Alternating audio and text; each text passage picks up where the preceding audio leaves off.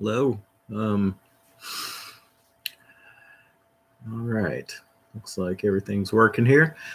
This is week. God, I don't know what week it is. Um, working from reverse. I think after tonight we may have 4 classes left. So we're getting pretty near to the end. As some of you probably read, I'm pretty far behind with grading. I did have coronavirus. And I will say that any of you wonder, I had a pretty mild case and was pretty much bedridden for 2 weeks, and I've been kind of up, cleared this week, and it's still pretty exhausting and tiring. So just be aware, be safe. It was probably more than I expected. I kind of expected that if I got it, I would blow through it and not really have a lot of symptoms. And boy, was I wrong. But I can smell again, I can taste again, so life is good. So tonight's discussion will be in regards to substance use. And so, as with some of the things throughout the semester, this is a class that probably relates as much to you individually, but also just sort of the collective you being, university students, young adults. So this is something that I think you will see familiarity. You will see people who you are friends with, people that you know, family members, and some of the things that we talk about here. And so keep in mind, this kind of stuff can be pretty heavy and difficult to deal with. Just to kind of start out, I will say the good news is there are a lot of treatment options out there for substance use, and a lot of pretty effective methods for treatment. We'll talk about some of those as we go through the night. Primarily what we'll be talking about is what substance use is, what a substance use disorder is, I should say. What it is not. Talk a little bit about the normal versus abnormal slant that we've talked about throughout the semester. We'll talk about some of the different disorders that are listed in the DSM. But I will say, this is fairly simple. There are a couple of key elements to what makes a substance use disorder. Change in terminology. DSM-4 back, we use substance abuse disorder. DSM-5 changes to substance use disorder. So you'll hear me mix that up all the time. But for our purposes, that is the same thing. A substance use disorder and substance abuse is sort of the same thing. And you'll still hear it used quite often. I will say, having technological issues as always, so you'll see me looking off. I'm not paying attention. My notes are on my phone, which is relatively tiny, and I don't have great vision, so I'm trying to read off of that because my iPad's dead, and I didn't want to wait to charge it. So, without further ado, chapter 10. With further ado, let me go back. Your exams, some of you did contact me about a question that had a mistake in the answer. That's my bad. I have fixed that. I don't know if it fixed the grades automatically, but I will go back and check that. So if something looks, it did notify me of the people who the change affected. And there were only like 3 of you. So I can go back and look at those 3 and just make sure the change was updated. Those are due.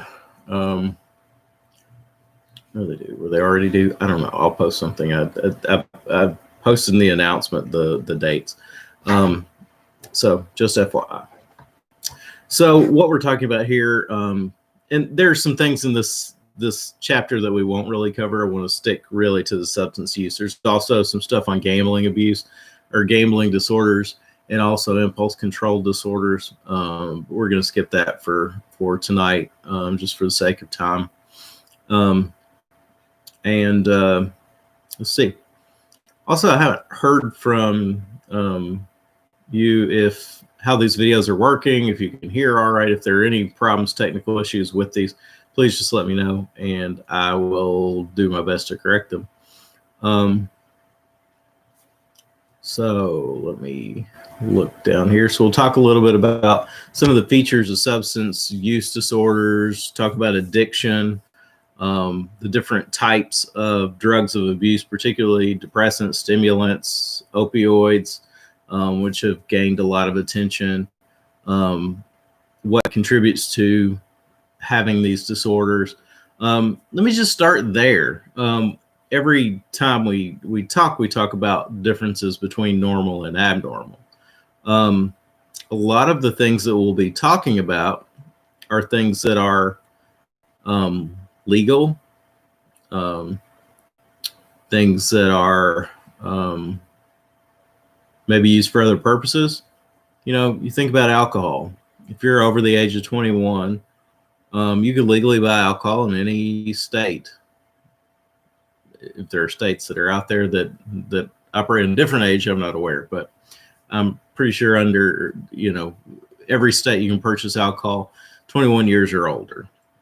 So I can go right now, get in my car, go down the street, and, you know, there's probably 3 liquor stores within 5 minutes of my house. There's gas stations that sell alcohol. You can buy alcohol pretty freely. And, you know, even if you live in a dry county, it's probably not a far drive to go get alcohol. And you can drink alcohol and not have what we would consider a disorder.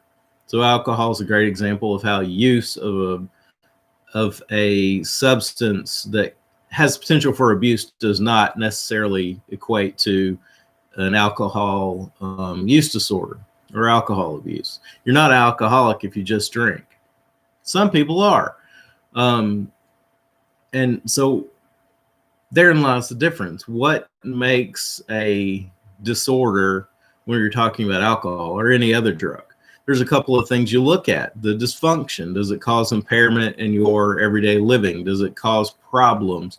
Does it cause you to be late for work or not show up to work or start getting in trouble at work? Is it causing problems with your family members? Are you trying to do illegal things to be able to get alcohol? Are you driving when you're impaired? Are you drinking every day, most of the day? You get up and have alcohol. Then those sorts of things start to cause impairment in our life. And it gets in the way, it interferes. And so then we start to talk about dysfunction. And then, you know, alcoholism, alcohol use disorders are going to go on for a long period of time, not something like, you know, I had to drink every day for a week or even 2 weeks. You know, this is a more long-term disorder. So when we're talking about what we're doing here with talking about disorders, this is something long-term. This is not something that is just kind of fleeting. So just a second here. Trying to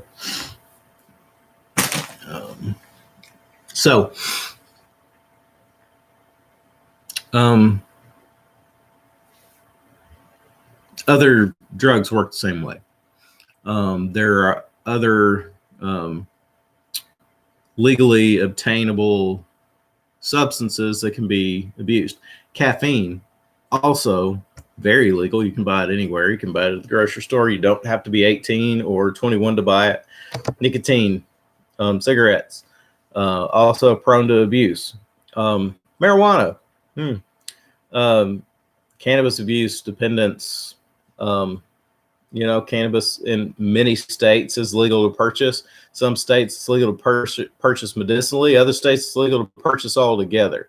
So that in many ways is a drug that we've treated as being this other thing, but now it's becoming more similar to alcohol when we consider um, how easy it is to get.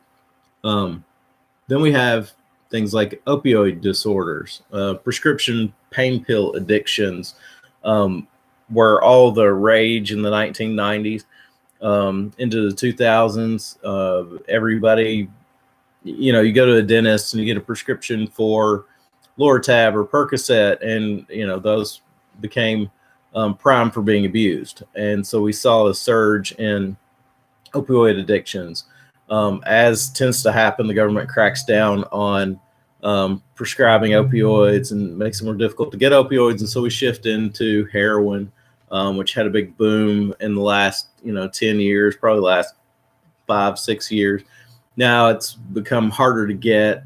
And so we've moved into methamphetamine. So drugs run in cycles, and you can see throughout history, different eras tended to have different drugs of choice. The 80s, cocaine was a very popular choice, moving into crack from late 80s, early 90s. Heroin in the 70s, early 80s, kind of fizzled out, short reign in the 90s. And then, we move into the opioid addictions, which has stayed around in some capacity or another for quite a few years. And so you see different phases of addiction, different things that people are using to get high. So we'll talk about some of those. And,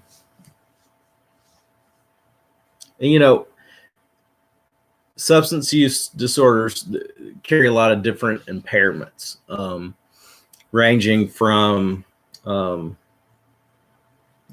physical impairments, mental impairments. Just think about alcohol. We used alcohol as an example. You drink too much alcohol, you have trouble walking, you have loss of coordination, you have kind of a lack of inhibitions. In the end, alcohol is a depressant, so you drink enough alcohol and you start to have a lot of depression, lethargy, don't feel like doing a whole lot. Then you have this withdrawal that develops. And with all substances, you have tolerance, which means it takes more and more over time to get you high or get you drunk. And then we have a withdrawal, which when we don't have the substance, our body gets used to the substance and we have a physiological withdrawal. It makes us sick to not have it and we want it. So those are key components to any substance use disorder, this idea of tolerance and withdrawal. And we'll talk about that as we go through. So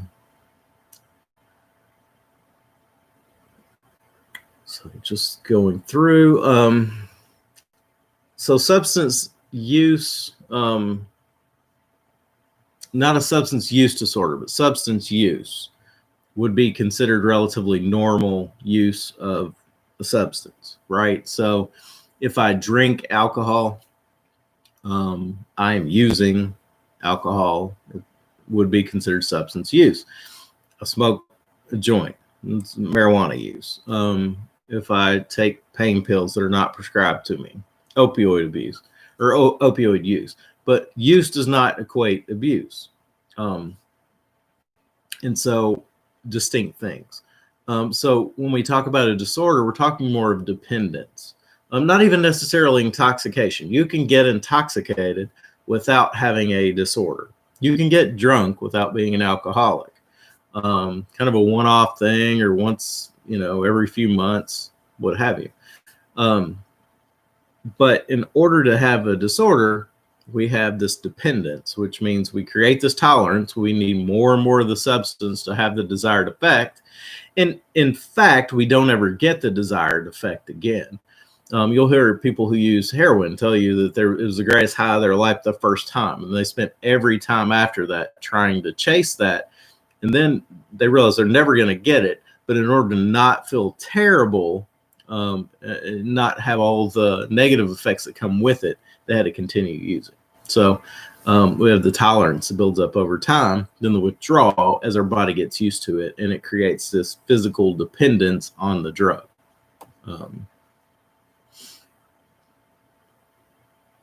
So 5 main categories.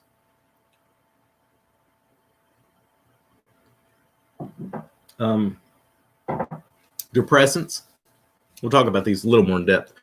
Alcohol is a depressant, also any kind of sedatives, benzodiazepines, sleep medications like Ambien, anything like that that kind of over time causes a state of depression, or it depresses the central nervous system, considered a depressant. Funny thing about alcohol is that most people sort of experience the opposite initially. So it creates this reduction of inhibitions. You actually feel more energetic, more engaging. But over time, it does become a depressant. Sort of that initial effect wears off and you get more of the depressant effects. So stimulant drugs that increase alertness and elevate mood, things like cocaine, nicotine would fall under this category. Caffeine also would fall here. Opiates that produce euphoria, heroin, morphine, codeine, Oxycontin, all of those types of things. Hallucinogens, sensory altering things like LSD, marijuana can fall under that category. And then other drugs of abuse like inhalants, paint, glue, things like that, anabolic steroids, and some other medications would fall under those categories as well. And we'll talk about that as we go along. The broad category of substance use disorder in the DSM-5 is defined as a pattern of substance use leading to significant impairment or distress. Again, it has to get in the way and cause distress in your life. If you can drink and it doesn't cause you any problems, listen to me. Then if you can drink and it doesn't cause problems, then you are not an alcoholic. Doesn't mean you may not become one. Addiction tends to work that way. People go on and on living relatively normal lives and then ultimately start to have trouble, start to trip up. People will tell you they took more Oxycontin than they intended for many years. And then all of a sudden, they couldn't control it anymore. They couldn't get enough. They did things that were illegal, trying to get more. It was all they thought about. It started to interfere. They started having trouble with work. So it can become an addiction relatively quickly. The symptoms occur within within a year period, 2 or more of these, taking more of the substance than is intended. So you went out and said, I'm going to have 4 beers tonight, and you had 12. You do that on a routine basis, and you have a problem. You said, I'm going to do like 1 line of cocaine, and you did 10. You're taking more than you intended to. You have a desire to cut down. Not everybody with substance use disorder has a desire to cut down, but this is one of the symptoms that can be included, 2 out of the ones that I'm going to list. Excessive time spent using, acquiring, or recovering drugs or illegal substances, or in some cases, legal substances. Cravings. Cravings are a big part of addiction. Role disruption. You can't do your work. You're having trouble at home. You're having trouble parenting. Whatever. It's causing role disruption or interpersonal problems. Also, reduction of important activities, things that are important to you that you stop doing because of drugs or alcohol, family events, or just things that you enjoy. Using these in physically dangerous conditions, driving while impaired, operating heavy machinery while impaired, working while impaired, using a chainsaw while impaired.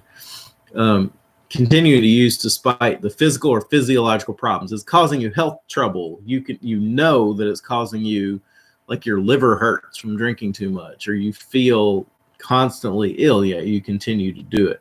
And then tolerance and withdrawal. So 2 of those dozen or so symptoms in a year might equate with a substance use disorder. And granted, that's not a lot of symptoms, but they're very impairing, even in small amounts. So there's a substance, that's just a broad category of substance use disorder. And there's one of those, the categories for each different type of substance. So we'll talk about some of those as we go through. And the withdrawal is different for each type of substance. Some of them are similar, but we'll go through some of that as well. Like I said, we're not going to go through every single disorder or drug just because they're all relatively the same. We're going to kind of hit on the highlights tonight. Because, we're already 20 minutes in and I've only barely started. So to start with, the depressants, we mentioned alcohol. Alcohol is a central nervous system depressant. In fact, when you are given a field sobriety test, what they're measuring is the effect of alcohol on your central nervous system, particularly your cerebellum. It's very sensitive to the effects of alcohol. Even very minimal amounts of alcohol can cause you problems in balance and coordination. So that's what you're looking for in a field sobriety test. It's measuring the impairment to that part of your brain that happens to be very, very sensitive to alcohol. Even in levels well below the legal limit, you're still going to get some impairment in motor functioning. The thing is that tolerance builds up over time and can also make it more likely that people who have an addiction are going to show less signs of impairment. If you don't drink very often and you go out and you have 6 beers with some friends, your central nervous system impairment may look very different than somebody who drinks, 6 beers for breakfast and may have a case of beer a day. So there is some tolerance built up there too. But for the most part, everyone is susceptible to that no matter how much you drink. And you will show some signs of impairment even with minimal amounts of alcohol. The specific target is the GABA. That is the neurotransmitter that often is impacted by alcohol. And it increases inhibitory effects of the GABA and makes neural cells worse at firing. So it slows down the firing, it slows down the motor function, the movement from one neuron to another. And so that's what's happening in your body, in your brain, when you drink too much alcohol. And some of the effects of chronic alcohol use, intoxication and withdrawal, which we all are generally familiar with what alcohol intoxication looks like. Slurred speech and cognitive delay, some confusion, reduction of inhibitions. Depends on how much you drink and what you drink, really. And then you have some brain conditions that are associated with that. You can have dementia as a result of alcohol use, things like Korsakoff's syndrome, which is, you may have heard the term like wet brain before. That's what people often refer to is that cognitive impairment that comes along with long-term alcohol abuse. Things like Wernicke's disease, again, problems in communication, that are a result of long-term alcohol abuse. Fetal alcohol syndrome is a problem. Obviously, the fetus or the baby is not having long-term alcohol, but is this alcohol, the effect of alcohol use by the mother while pregnant can cause this lifelong list of symptoms in children who are born to that mother, including like low birth weight and decreased intellectual functioning and some like physical symptoms as well. In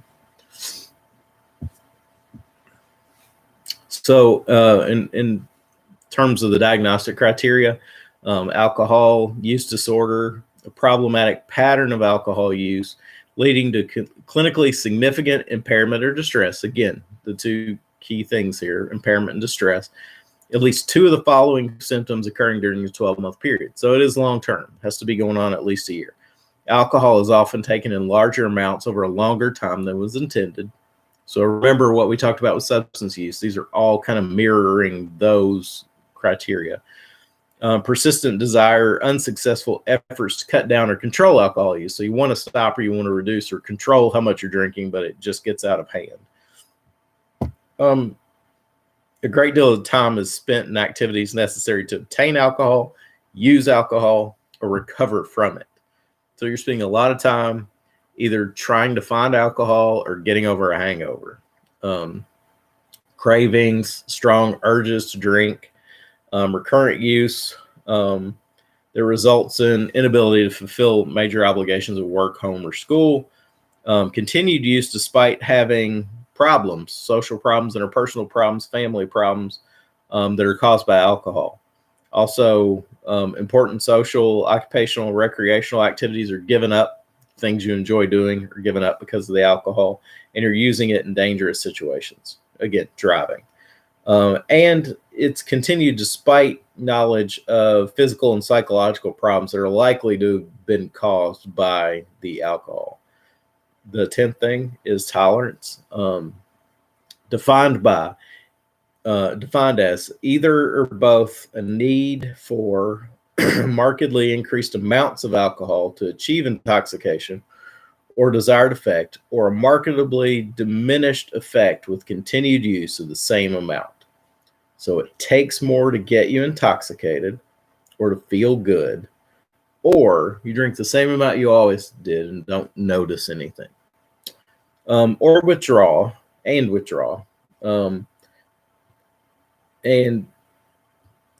the withdrawal symptoms for alcohol often mimic things like benzodiazepines. You can have seizures,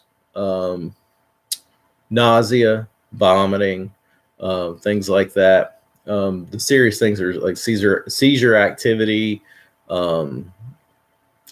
like blood pressure issues that are a result. Alcohol withdrawal, along with benzodiazepine withdrawal, a couple of the few drugs that you can actually die from coming down from. So those are very serious and have to be treated as such.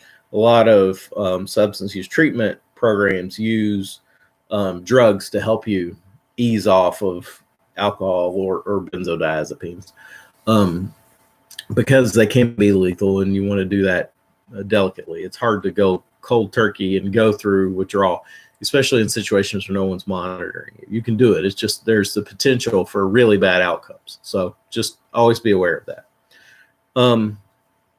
So with most of these disorders, there's different criteria, mild being the presence of 2 or 3 of those symptoms, moderate 4 or 5 of those symptoms, and severe 6 or more. Remember, there were 12 symptoms. So keep that in mind. Just some facts on alcohol. In the United States, most adults consider themselves to be light drinkers, and its highest, alcohol use is highest among white Americans, 56.8%. So more than half of Caucasian Americans are drinkers. Males use alcohol more than females. And a quarter of the population in the United States reports binge drinking. And this is the part that probably impacts a lot of you all. Binge drinking is most common on college campuses. If you had to identify it with one particular group, very common on college campuses. So you drink, 3,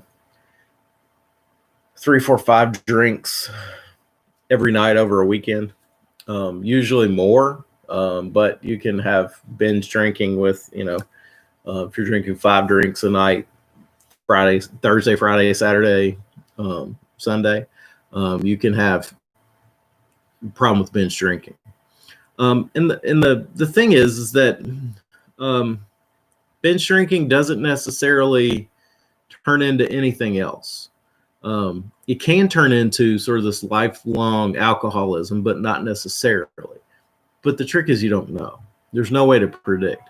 There's a lot of college students who never binge drink again or rarely binge drink again after leaving college. But the thing is, you never know. There's also a huge amount of college students who develop alcohol use. So you can never be too careful.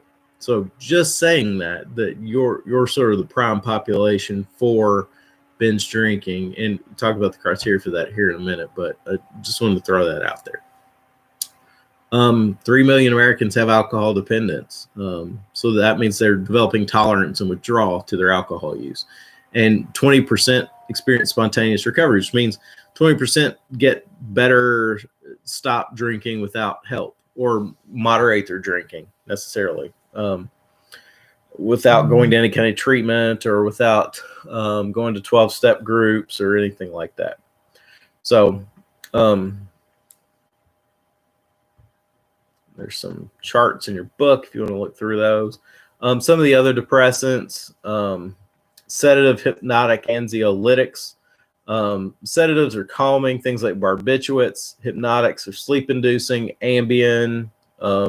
Then anxiolytics are anxiety-reducing, things like benzodiazepine, Xanax, and Valium, things like that. They're very popular and very prone to abuse. They're short-acting, like alcohol. It leaves your body pretty quickly and makes it more prone to use because you need to take it more frequently in order to get the desired effect. A drug that is longer acting, like cocaine, it's harder to develop it takes longer to develop that tolerance and withdrawal. It develops pretty quickly with something you have to take every 4 hours.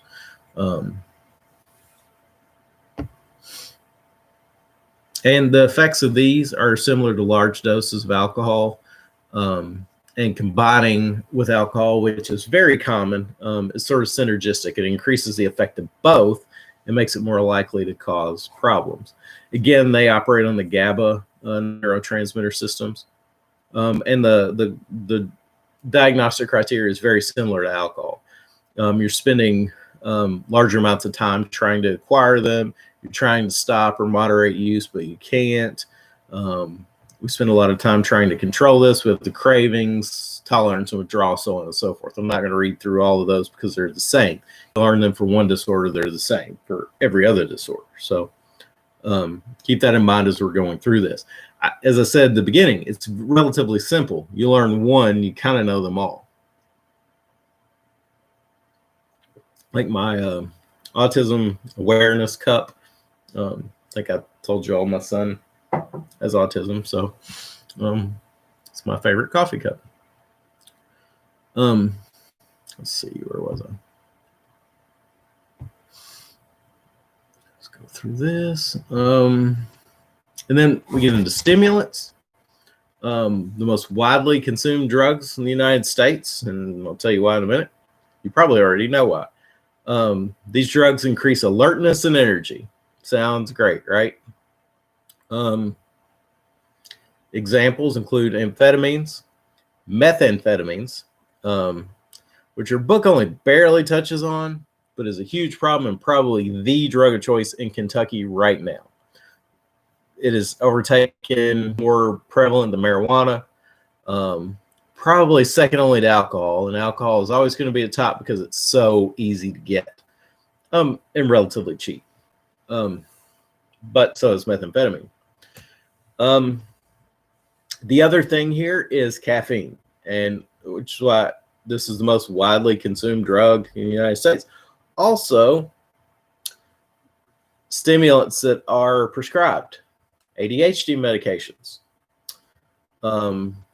Ritalin, Adderall, Vyvanse, Focalin, all of those things prescribed by a doctor for ADHD, and they're widely used and abused by college students, also everybody else, because they have that stimulant effect.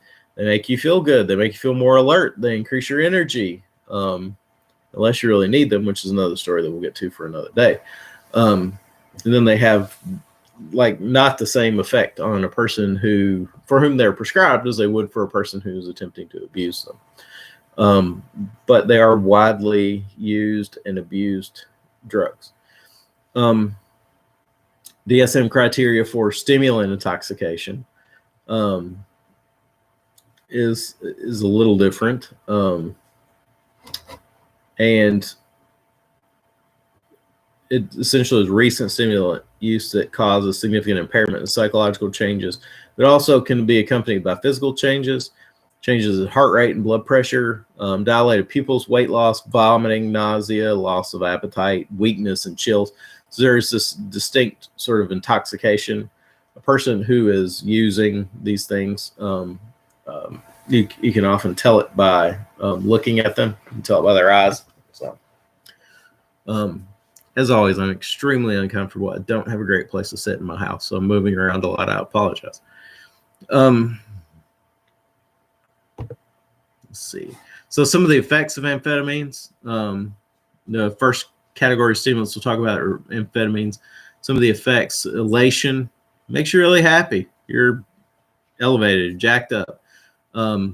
Reduces your fatigue, gives you all this energy. So it's intended to do. And then followed by this extreme crash. The opposite of every drug. So the withdrawal of every drug is the opposite of the high. The opposite effect of alcohol, the depression, the depressive is sort of all the stimulation, increase in heart rate and blood pressure, the agitation, the vomiting, all that kind of stuff. The opposite effects of the withdrawal of amphetamines and stimulants in general is a crash. And if you're a coffee drinker, you know that. You kind of get this crash after you've taken coffee or 5-hour energy drinks or what have you. But you get this elation, this energy that comes from the stimulant. Then you get a crash that follows that when it gets out of your system. And it causes this extreme fatigue and depression. And it's more pronounced with amphetamines. Also, methamphetamines have the same effect. Methamphetamines are essentially, they're very similar to amphetamines. And ADHD medications, by and large, fall under the amphetamine category. Adderall is amphetamine salt. It says it right there on the bottle. If you get like the generic version, I have a dozen bottles around here somewhere.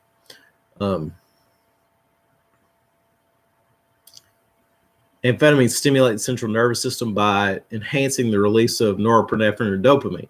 So with anything that enhances the release of those feel-good chemicals in your brain, your body sort of decreases its own production of those. So those can be addicting over time because you need those chemicals to be released in your brain in order to feel okay, in order to feel good. And your brain stops producing them because you're taking a large amount of chemicals that are making your brain think that it doesn't need to produce them. It's already getting these. And so it sort of shuts down its own production and relies on the drugs that you're putting in your system to do that for you. And with people who have ADHD, for example, they already have a deficit in the production of these. So that drug helps stimulate the production of them. So it's not quite the same. Your brain's not shutting down making them because it already doesn't make them in sufficient enough quantity. So it's sort of an add-on for your brain that assists your brain in doing what it isn't doing on its own.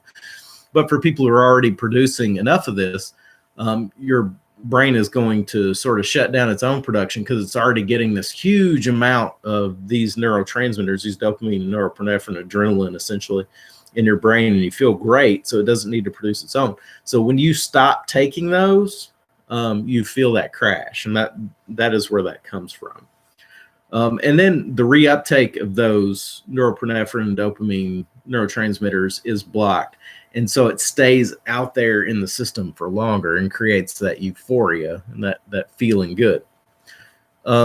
Ecstasy and crystal meth also fall under this amphetamine category. And they have the more of the amphetamine effects. Particularly ecstasy has the amphetamine effects without the crash that is associated with that. Both drugs have a high risk of dependence, but they don't have the same crash. And the DSM criteria are the same things we've talked about for the other disorders. So take a look at them, but I'm not going to read them to you. So I'm sure you're happy for, right?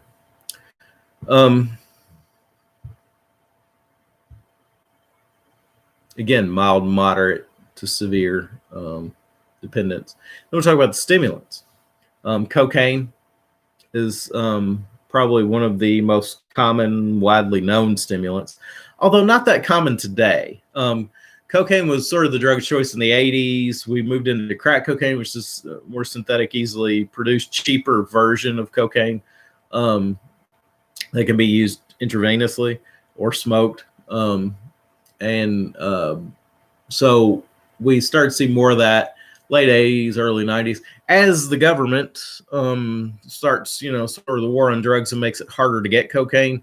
You start having cheaper, essentially synthetic cocaine with crack.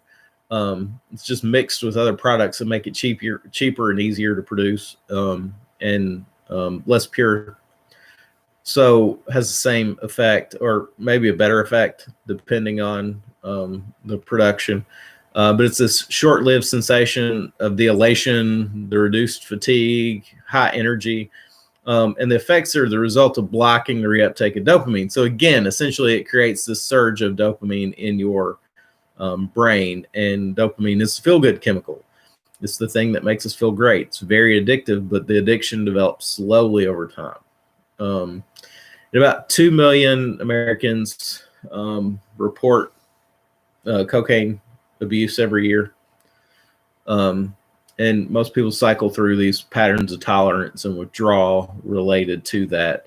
And the withdrawal is generally the opposite of the euphoria and energy. You have this apathy, boredom, and then you have this urge to use again, so it makes you feel good. You want that high. And again, your brain isn't creating enough dopamine on its own, so it needs the drugs in order to do that.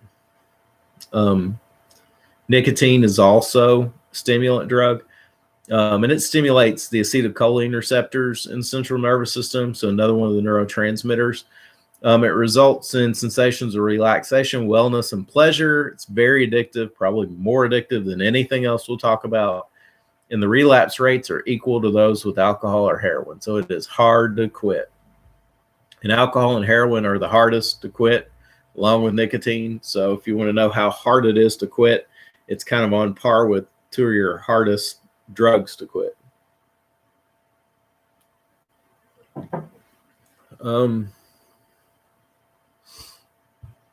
Let's see.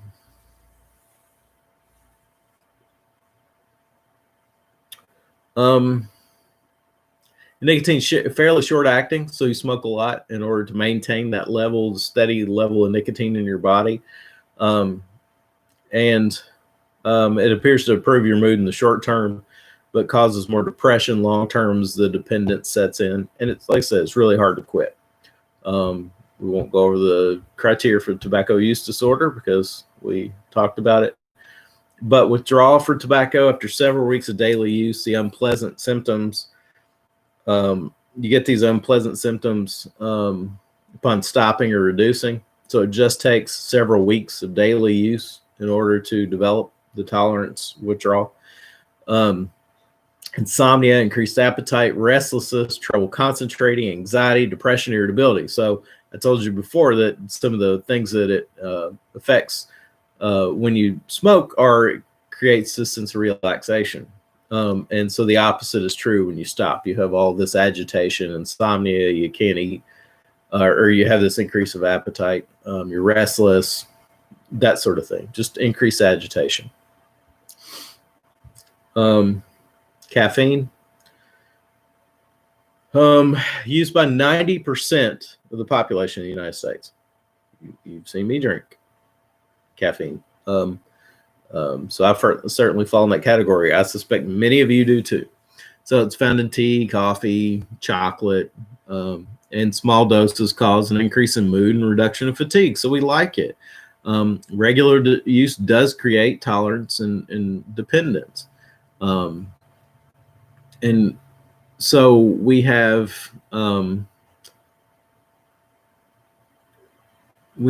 sort of this relationship with caffeine. We have Starbucks on every corner. We have coffee, soft drinks, everywhere we turn, we have caffeine, 5-hour energy drinks. It's very easy to get. It tastes good. You can get caffeine intoxication. You can have too much. And you have things like restlessness, anxiety, insomnia. You have to use the bathroom a lot, upset stomach, muscle twitching, rambling thoughts, inexhaustibility, this constant motor, just this agitation. And I've actually seen people who are caffeine intoxicated, and it is crazy. Like, you would never guess that a person had all those symptoms as a result of drinking too much coffee. But some people are very sensitive to it. And in those cases, it causes a lot of distress. I'll switch gears a little bit and talk about opioids. An opiate is a natural chemical in poppy. So if you ever want something fun to read, fun if you like that sort of thing, it was fun to me. The book Dreamland. As I'm talking here, I'm going to look up the Sam Kinwa. Butcher his name. I actually met the guy. Now I'm blanking on his name. But there is also I think a movie that hasn't came out. It will soon. The Dreamland is about the production of opiates, production of opium, poppy, and moving that. Sam Quinones, Quinones. Excellent book. But it's about sort of the resurgence of opioids in the United States and the change from the heroin craze in the 70s to sort of a new version of drug delivery in the end of the 20th century, 21st century. And so everything changed. Where heroin used to be wildly expensive, now it is produced in ways that are cheaper. Most of it comes from the Middle East. Most of the opium comes from the poppy comes from the Middle East, is passed through borders of generally Mexico, brought in small quantities instead of these big truckloads of drugs that you have probably seen on TV. Makes it very hard to get the dealers, distributors. And so it really, there was sort of a whole new wave of opiate addiction coming in the, 2000s, 2010s. And so it changed the whole dynamic of kind of the drug culture. And Dreamland is really about look into how this became so easy to get, how it was, the distribution changed, how it was made. And it's just fascinating. It's a fascinating look at opioids and where we are now. And we're very much still, so we shifted from opioids, pain pills, OxyContin, Lortab, Percocet, in sort of the 90s and 2000s, which as the government started cracking down on use, made it harder to get. We shifted into production of heroin, which was, again, like I just said, cheap now compared to it being more of a designer drug in the 70s. It was harder to get. It was very expensive, and now it's dirt cheap. You can get it anywhere. It's easy to find, and it's pennies compared to what it was before, and also compared to pain pills, which have now become very expensive to get because they're harder to get, and there's more consequences for doctors prescribing them. So there's less on the market. So supply and demand, sort of. But opiates are the natural chemical in the opium poppy. It has that narcotic effect. Opioids are a natural and synthetic substance with a narcotic effect. So the pain pills are generally opioids, as opposed to opium, which is the natural opiate produced by the poppy. Morphine is also like a more pure version. So obviously the purer the form, the greater the effect, but also the harder it is to get. So opioids essentially activate the endorphins in the body, feel good chemicals. So you get this high, this extreme high. People explain it as being the best high they've ever had. Other people, not so much. But the people who have the positive effects from it tend to have this euphoria, this feeling good, but also can cause drowsiness, and it slows down your breathing. And high doses can kill you relatively fast. You look at the overdose rates over the last 5 to 10 years, and they've surged dramatically from what they were, say, early 2000s. The overdose deaths as a result of heroin were tremendous because it isn't the same type of delivery system as a pill.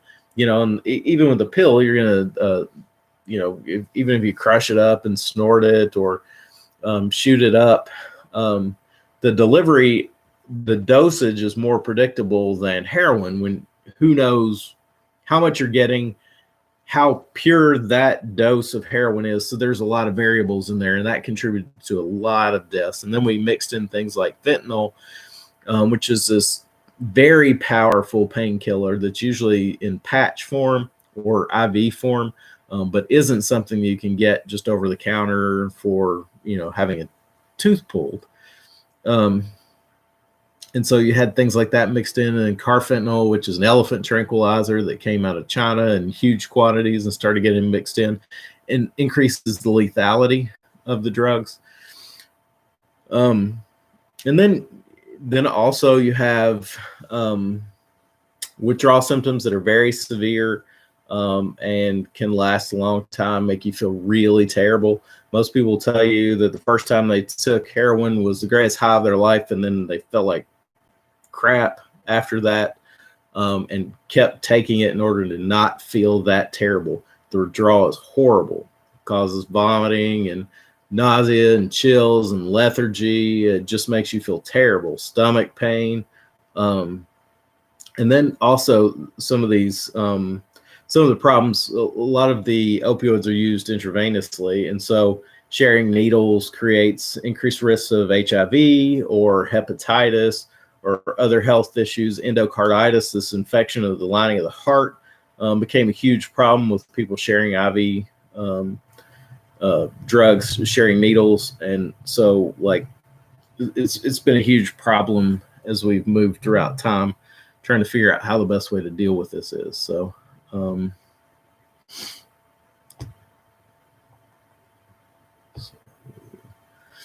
then we move through some of the less common things. Hallucinogens change the way you perceive the world. They cause delusions and paranoia, altered sense of reality.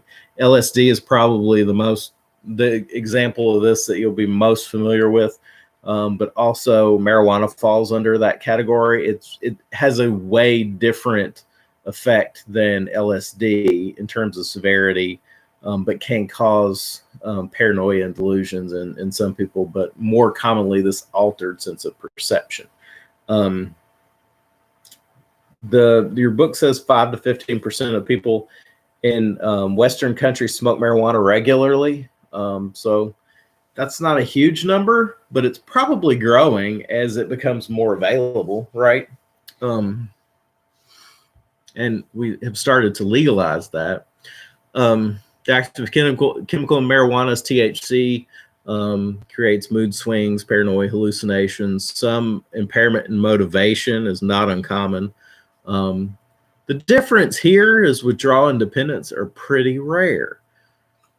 Most people don't withdraw from marijuana. It just doesn't happen. And also you don't develop the dependence. It's not like you smoke 2 joints and that got you high, and now you have to have 20 joints to get high. It doesn't work the same way. It has relatively the same impact over time. So that is one huge difference between marijuana, also most hallucinogens for that matter, and the difference with LSD is said, like, it has the hallucinogen effects that are way more intense, way more pronounced than with marijuana. Here, the tolerance is rapid, but the withdrawal symptoms are relatively uncommon. So you build up into your system pretty rapidly where you need more, but you never develop that. You never get sick when you stop taking it. It's way different in that regard. And can produce a lot of delusions and hallucinations. It can be very dangerous for people who are who have genetic makeup that would make them predisposed to be schizophrenic or have like delusional disorders. So keep that in mind. Same thing is true with marijuana. We say that marijuana is relatively safe because it doesn't have tolerance and withdrawal, and it doesn't produce the same amount of impairment as some other drugs. But if you're predisposed to things like schizophrenia, it could be another story that could trigger that disorder. Go watch a documentary on Rocky Erickson. You're Gonna Miss Me, I think is the name of it. Go look it up right now. You're Gonna Miss Me. It's a documentary about Rocky Erickson, who was a musician. He was the lead singer of a band called 13th Floor Elevators. Yeah, You're Gonna Miss Me. Who they were the founders. Rocky's founder of psychedelic rock. So like 1960s LSD.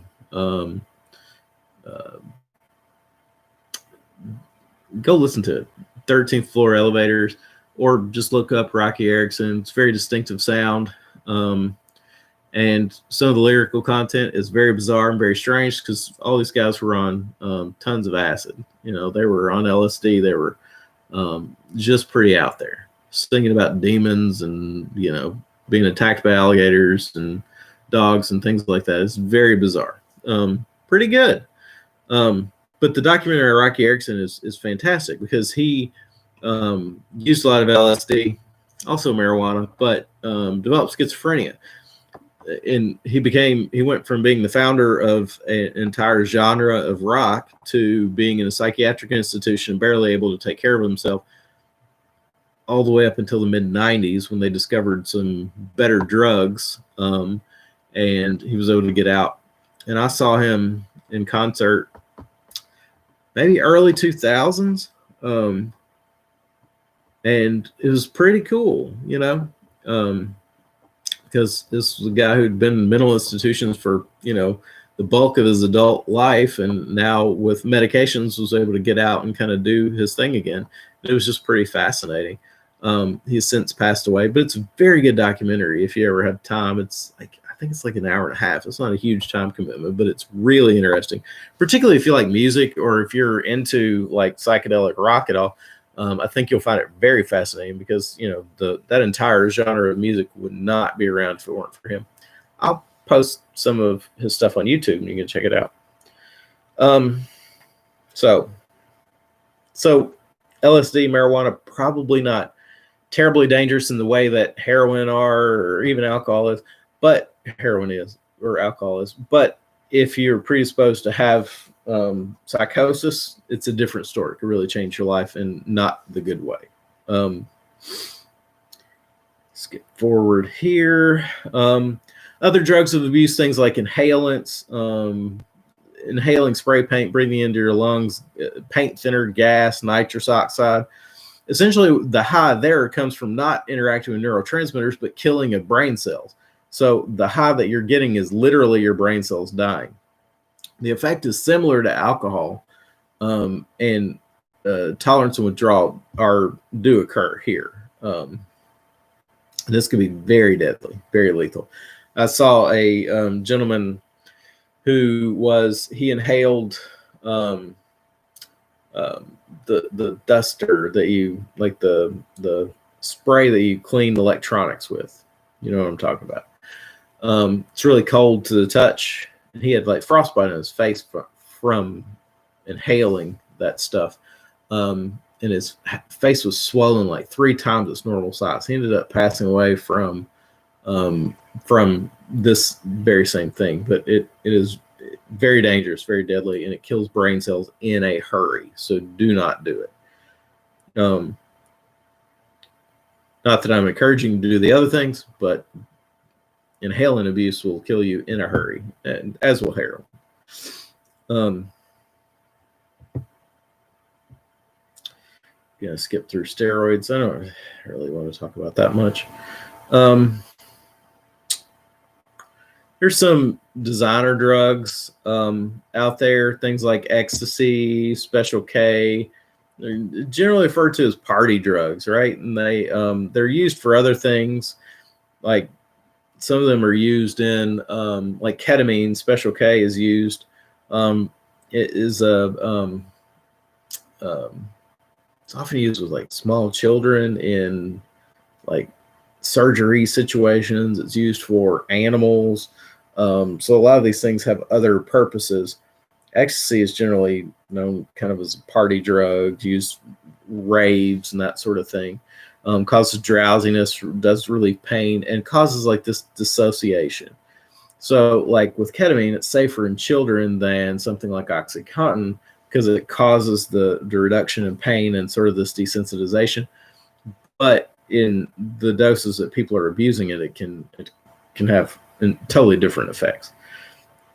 And often here you're having heightened auditory and visual perceptions, heightened sense of taste and touch. Things feel more real. And so it became very popular in raves and parties and things like that. So you do produce a tolerance and withdrawal, so it's very similar there.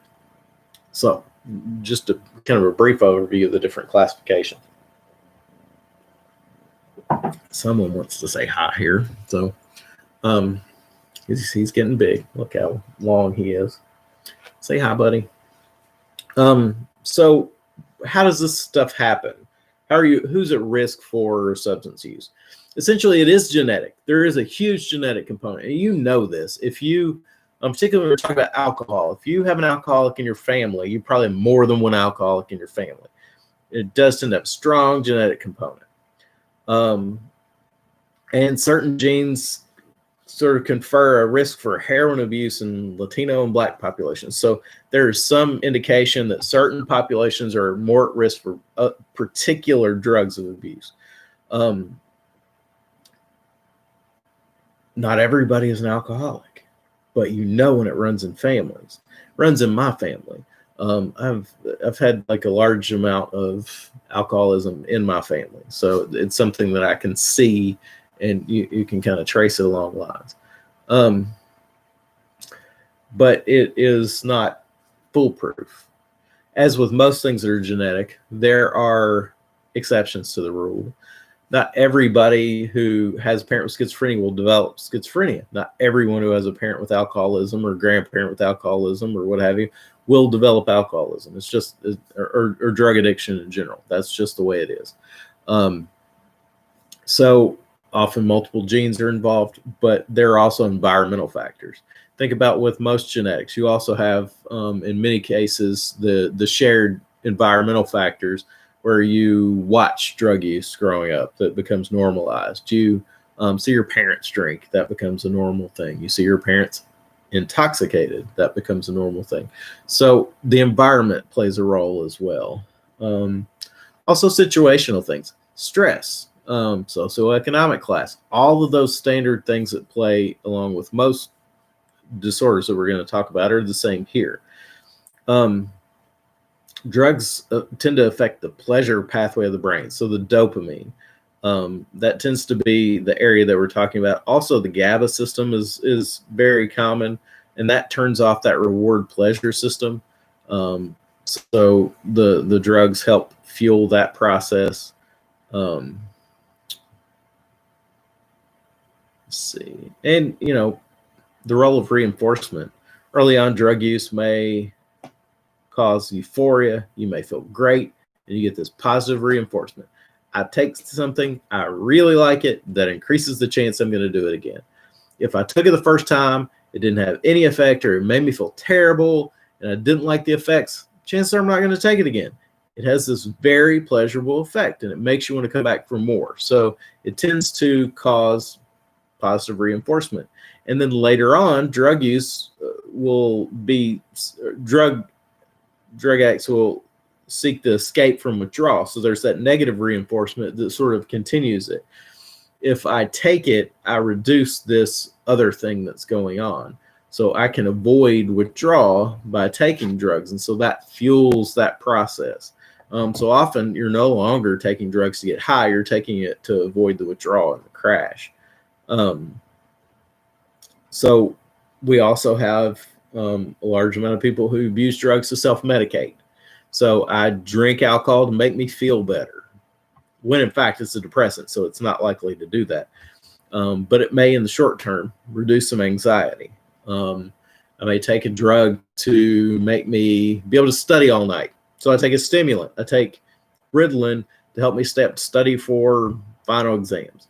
And so we developed this this system of taking drugs for these particular causes, and also we just take them to escape. It helps us to avoid whatever it is we're dealing with. Also, sometimes people just have the cognitive effect, sort of. We take drugs because we anticipate they're going to make us feel better. We can also often get a placebo effect from drugs.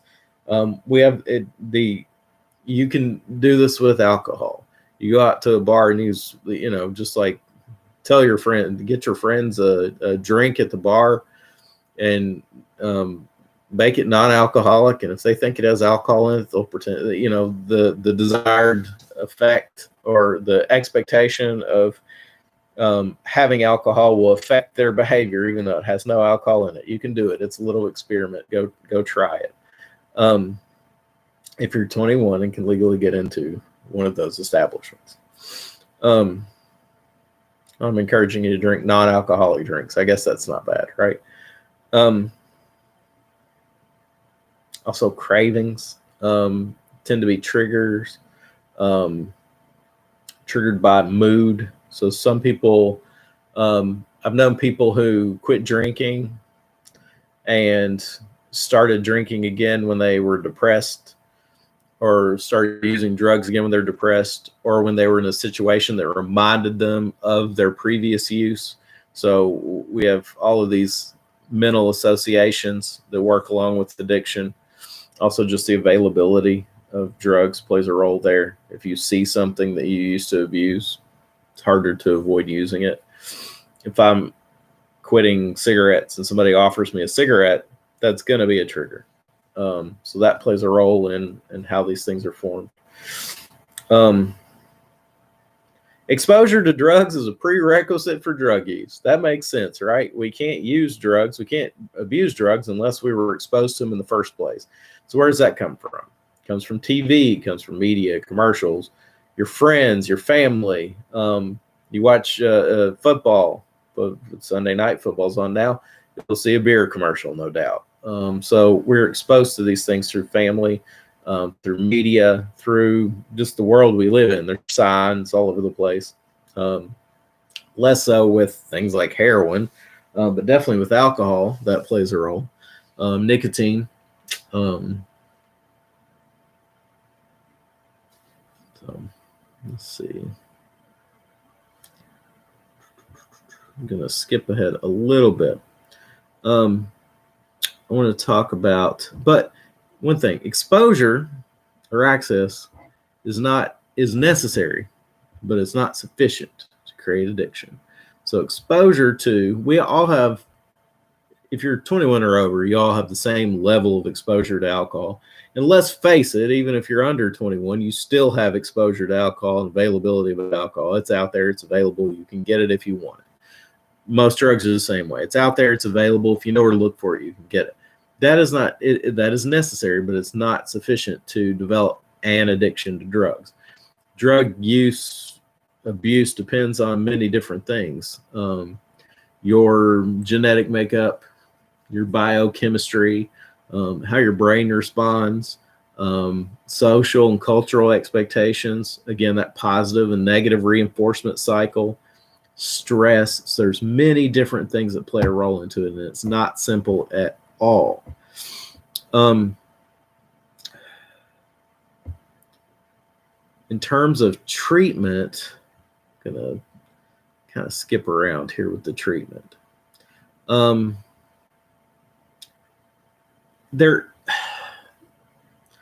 was going to start by saying there isn't a lot of biological treatments for that, but that's not exactly true.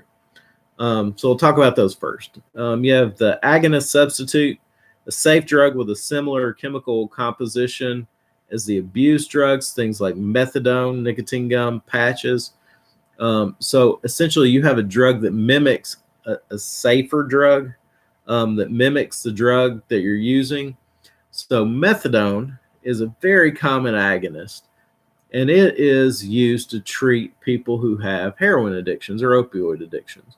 So methadone is dosed daily. So I go to a methadone clinic. They give me a dose of methadone. I take it in front of them, and it substitutes for the effect of the heroin or the OxyContin. It's in a controlled dose. It reduces the likelihood of withdrawal. And over time, you reduce the drug. So it's very controversial because essentially it is substituting one drug for another, albeit in a safer manner where you're not as likely to die from an overdose because the amount is controlled. You can't get more than they give you. And again, same thing with nicotine patches. It's the same type of principle. And the antagonist treatment is a drug that blocks or counteracts the positive effects of the drug. So naltrexone for opiates or alcohol. If you are familiar with Narcan, it's the opioid overdose reversal drug. It's essentially an antagonist that blocks the body's response to the opioid. So if I overdose on heroin, if I'm given Narcan, an injection of naltrexone, easy for me to say, it reduces temporarily the effect of the drug, its ability to bind to the neurotransmitters in the body. So essentially it takes away that high. The problem is that will send you in sort of this immediate withdrawal, make you feel really crappy, but it will save your life. It is short acting. You can go back into a withdrawal. So it still is important to get to a hospital or to get treatment, but it can save your life. If you don't have Narcan, you know somebody in your life who is addicted to opiates or have, it's just safe to carry anyway. It's like we can't really do any wrong there. You can go to a pharmacy and get a prescription for it. I will warn you, it will show up on your Casper report, so your doctor will see you take it and you'll have to explain why. But it's becoming common enough now that I think it's not as big a deal as it was a few years ago. I work in a drug treatment place, and so I have it.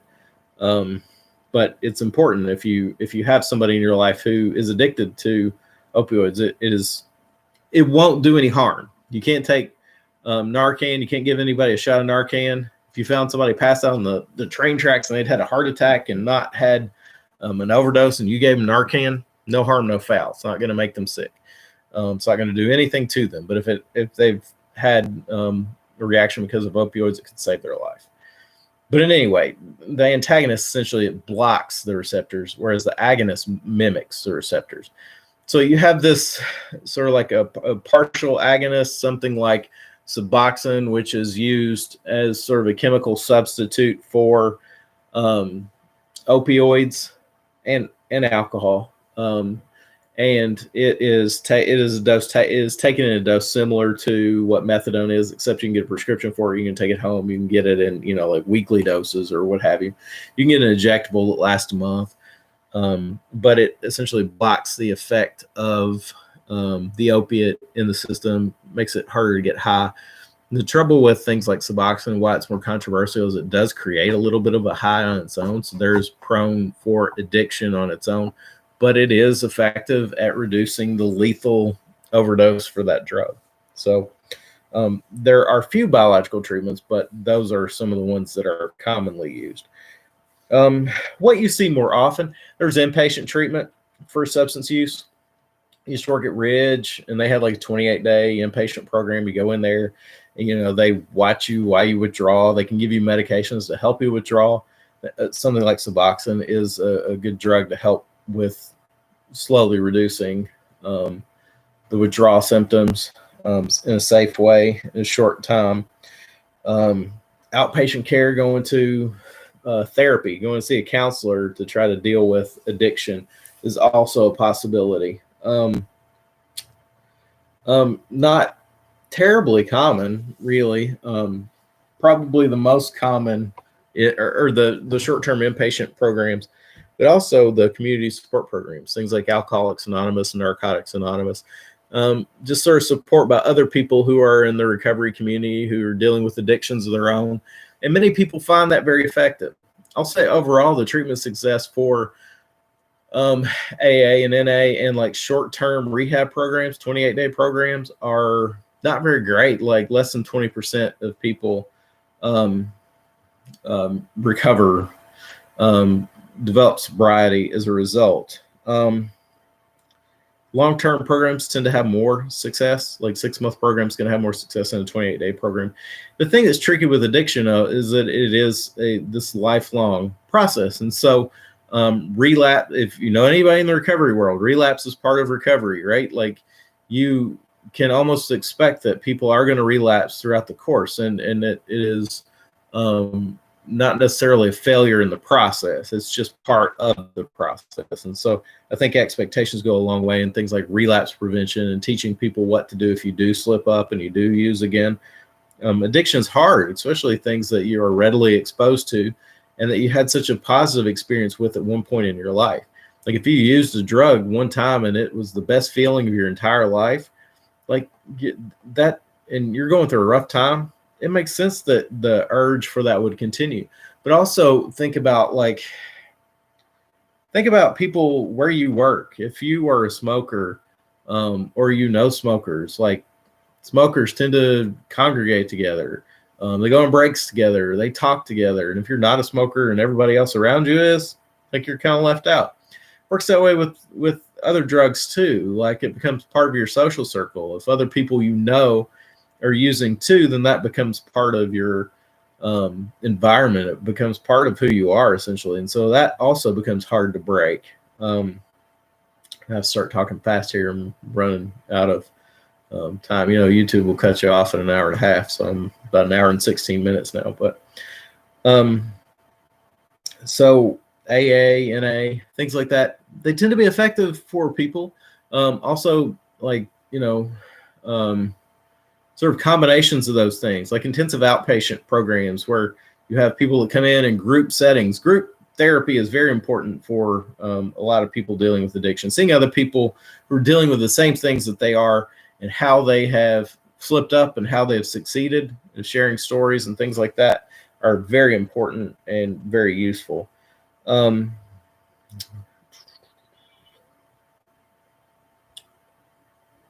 Education. We started education young, things like DARE programs, education in schools, the idea being that you expose people to the information early enough, you can kind of give them the tools that they need to fight back. Also, enforcement of anti-drug laws.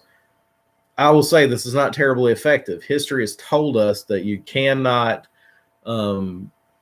convict your way or arrest your way out of an addiction problem. It just creates more of a burden down the line, and these people are going to get out and they're still going to have addiction. The only thing you've taken away is their ability to use, and that's questionable. You can get any kind of drugs you want in jail or prison system. So you end up releasing addicts just down the road, and then you kick the can down the road. So you can't really arrest your way out of this. We sure try and have historically tried. And I'm not getting into any sort of political discussion about that because it is what it is. I've just happened to work on both sides of that, and I've seen the efforts to arrest your way out, and I've seen the sort of lack of success of that too. But in any case, some of that prevention stuff goes in there. So I think that's where I'll wrap up tonight. I will finish grading stuff in the next day or two. There's some override stuff I have to take care of for people who've turned things in late, or like test questions that I've had to override. I'll get that stuff caught up. I'll also post probably a discussion board topic for this week for the weekly assignment. I think we're relatively caught up after that. But if you have any questions, please email me. Hope this was interesting to you. If you have anything you want to share, just reach out to me. Email's fine. And I will see you next week. Thank you.